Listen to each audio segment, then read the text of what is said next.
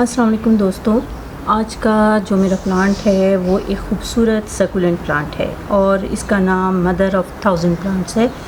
और इसकी रीज़न, इसका नाम ये रखने की ये वजह है कि इसके आप किनारों पे, लीफ के किनारों पे आप देख रहे हैं कि बेशुमार जो हैं बेबीज़ निकले हुए हैं। इनको प्लांटलेट्स कहते हैं और इनके ज़रिए बेशुमार 60 to 70 कम से कम एक लीफ के ऊपर जो है ये प्लांटलेट्स निकले हुए हैं। लीफ का साइज़ जितना बड़ा होगा उतनी ही इन बेबीज़ की तादाद बढ़ जाएगी। ये अपने आप में एक प्लांट है और जब ये थोड़ा सा बड़े हो जाते हैं तो ये प्लांट से अलहदा होकर नीचे गिर जाते हैं और वहाँ से सॉइल के साथ टच करते हैं और रूट्स जो हैं इसमें डेवलप हो जाती हैं और आपका न्यू प्लांट जो है वो इसमें से ग्रो कर जाता है। यही वजह है कि मैं अब इस प्लांट को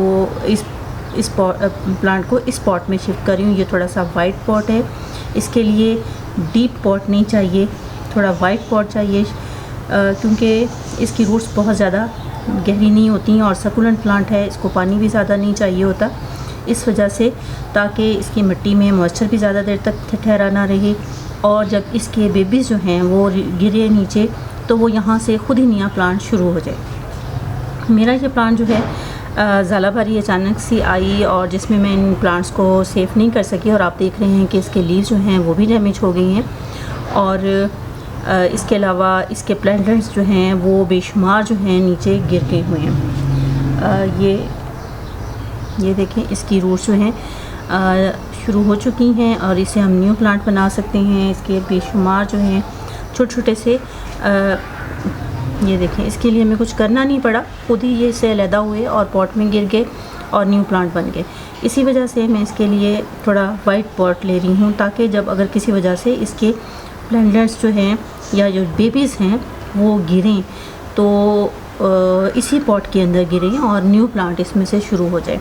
जब इसके ऊपर ये साइडों पे बेबीज़ लगे हुए हों तो ये प्लांट बेहद खूबसूरत नज़र आता है और इसकी प्रोपगेशन जो है इसके ज़रिए हो जाती है।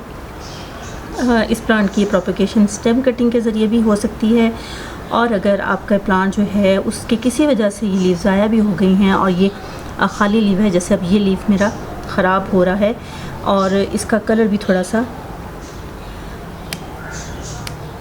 ये लीफ तो आप देखें कि ये लीफ येलो कलर का हो गया। इसकी वजह ये है कि बारिश में ये पड़ा रहा, पानी इसको ज़्यादा मिलता रहा जिसकी वजह से इसके लीफ जो हैं येलो होना शुरू हो गए।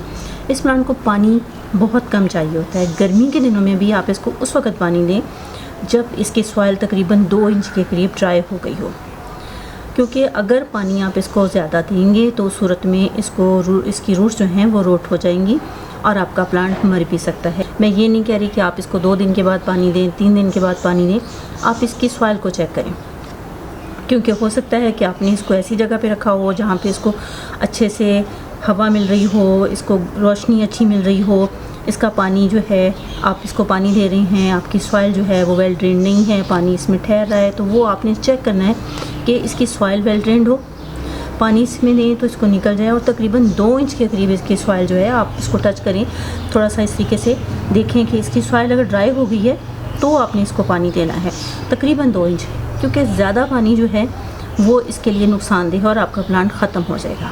और अगर आप चाहते हैं कि आपका प्लांट आपके पास मौजूद रहे तो आपने ना सिर्फ ये कि इसको मुनासिब जगह पे रखना है और बल्कि इसकी पानी की जो ज़रूरत है वो भी पूरी करनी है। अगर आपने इस प्लांट को इसके लिए जो मुनासिब जगह है, जो इसको पसंद है, वहाँ पे रख दिया तो उसके बाद ये एक लो मेंटेनेंस प्लांट है। फिर आपने सिर्फ इसकी पानी की केयर करनी है। खाद वगैरह भी आप इसको लिक्विड फर्टिलाइज़र अगर एक दफ़ा समर में दे देंगे तो उसके बाद इसको उसकी ज़रूरत भी नहीं रहेगी, ये उसी सॉइल में अगले सीज़न तक चलता रहेगा।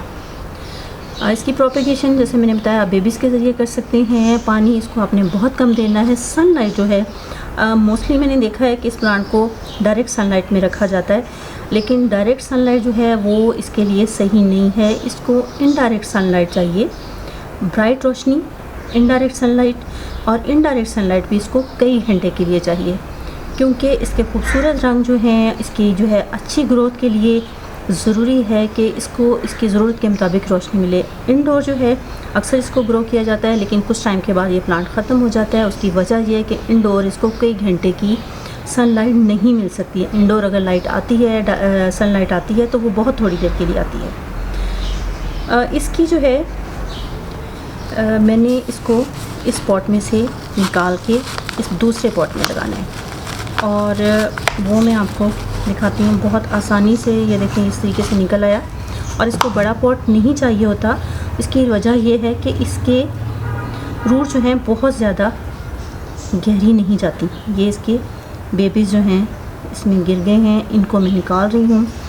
सॉइल जो है आप इसको कोई सी भी लिक्विड फर्टिलाइज़र आप इसको देंगे। अगर आप इसको केमिकल खाद भी दे रहे हैं तो वो भी आप इसको लिक्विड खाद की शक्ल में बना के देंगे ताकि इसको जल्दी जो है इसका रूट्स को उसका फ़ायदा पहुंच सके। ये इस तरीके से मैंने इसको शिफ्ट कर दिया है। ये इसके बेबीज़ हैं, इनको मैं इस तरीके से यहाँ पे इसकी साइडों पे लगा रही हूँ। बाकी बेबीज़ जो हैं उनको मैं अभी अलहदा नहीं कर रही। अच्छा, ये जो एक बेबी है इसको मैं अलहदा पॉट में लगा रही हूँ।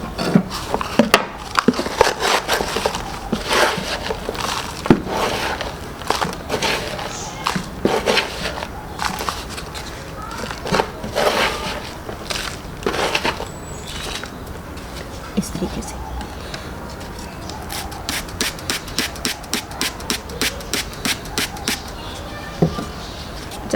एक तो ये कि इसको मैं ये जो बेबीज़ थे इसको तो मैंने इसी में लगा दिया। एक ये बेबी जो है इसको मैं इसमें लगा रही हूँ इस तरीके से। और इसके अलावा इसके जो लीफ हैं इसकी प्रोपेगेशन लीफ कटिंग से भी होती है। निचले लीफ जो हैं वो थोड़ा सा ओवर वाटरिंग की वजह से ख़राब हो गए हैं, उनको मुझे अलहदा करना है। इसके जो हैं तमाम आप देख रहे हैं कि इसके बेबी जो हैं गिर चुके हैं। इस प्लांट के ऊपर 3 बेबीज़ मौजूद हैं। इसको मैं इसके अंदर जो है इसको लगा रही हूँ और इसकी प्रोपेगेशन जो है इसका मैं थोड़ा सा ज़्यादा हिस्सा जो है इसमें मैंने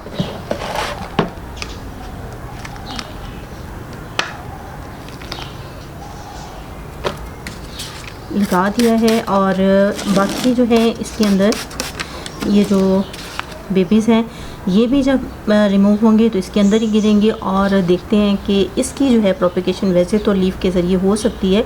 ये लीफ इतना हेल्दी नहीं है लेकिन मैंने इसकी कटिंग करनी थी तो मैंने इसको भी लगा दिया। ये जो बाकी लीव हैं इनको भी मैं देखती हूँ कि इनको मैं किसी अलहदा पॉट में लगा दूँ और देखती हूँ कि ये भी ग्रो करते हैं या नहीं।